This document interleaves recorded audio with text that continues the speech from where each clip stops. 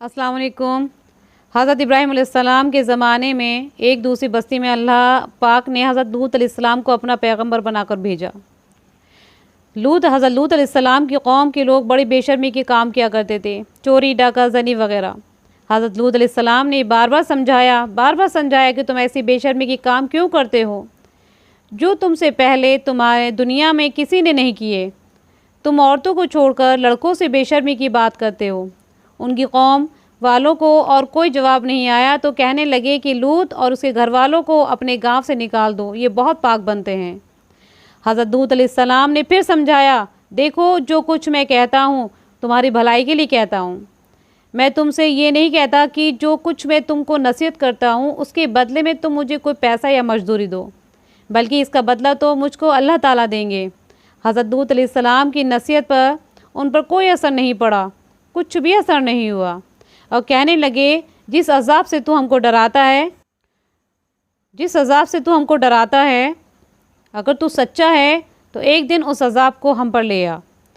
फिर क्या हुआ, आखिर खुदा का गज़ब जोश में आ गया। अल्लाह ने फ़रिश्तों को खूबसूरत लड़कों की शक्ल में हज़रत लूत अलैहिस्सलाम के मकान पर भेजा।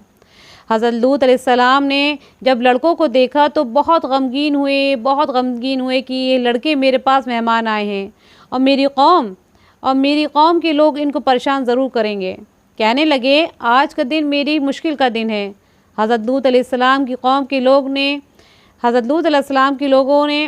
लोगों ने खूबसूरत लड़कों को उनके घर देखा तो दौड़ते हुए आए, क्योंकि ये लोग बहुत ही बुरे काम करते थे।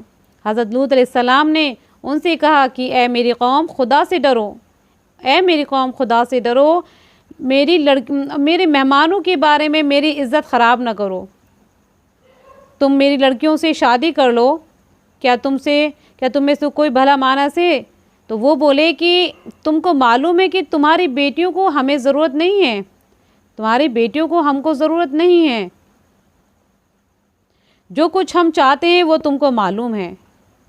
पता थी उनको कि जो लूत अलैहिस्सलाम जानते हैं जो वो गुनाह करते थे, तो वो कहने लगे, तुमको मालूम जो हम चाहते हैं। हज़रत लूत अलैहिस्सलाम ने कहा, काश मुझ में तुम्हारे मुकाबले की ताकत होती या मैं किसी मजबूत किले में होता तो फरिश्ते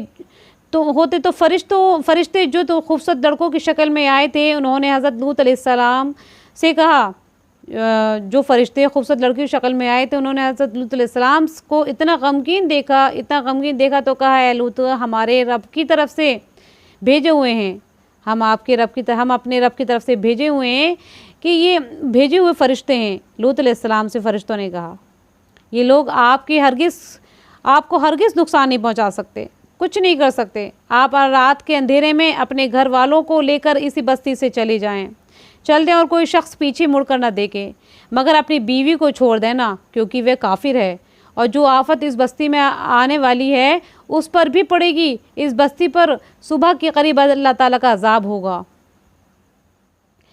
हज़रत लूत अलैहिस्सलाम खुदा के हुक्म से के बामौज़िम अपनी बीवी को छोड़कर बकिया अपने घर वालों को लेकर रात को इस बस्ती से चल निकले। सुबह के करीब अल्लाह ताला का अज़ाब आया और उस बस्ती पर पत्थर और कंकरों की बारिश हुई।